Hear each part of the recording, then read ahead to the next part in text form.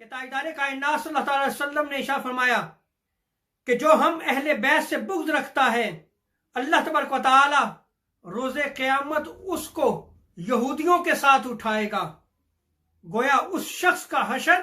جو بغض اہل بیت رکھتا ہے یہودیوں کے ساتھ ہوگا۔ صحابہ موجود تھے، عرض کی یا رسول اللہ صلی اللہ علیہ وسلم اگر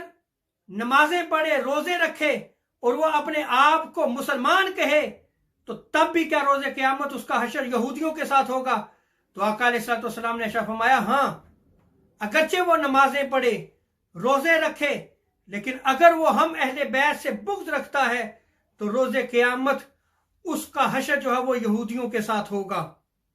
اور اسی طرح دوسری روایت میں آتا ہے، مستدرک حاکم میں اس روایت کو نقل کیا گیا ہے، تاجدار کائنات صلی اللہ علیہ وسلم نے ارشاد فرمایا کہ جو شخص کعبہ کے قریب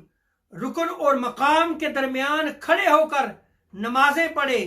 روزے رکھے، لیکن اس حال میں مرے کہ اس کے دل میں بغض اہل بیت اطہار ہو، تو تاجدار انبیاء صلی اللہ علیہ وسلم نے ارشاد فرمایا کہ ایسے شخص کو اللہ تبارک و تعالی دوزخ میں ڈالے گا۔ اللہ تبارک و تعالی ہمیں بغض اہل بیت سے محفوظ فرمائے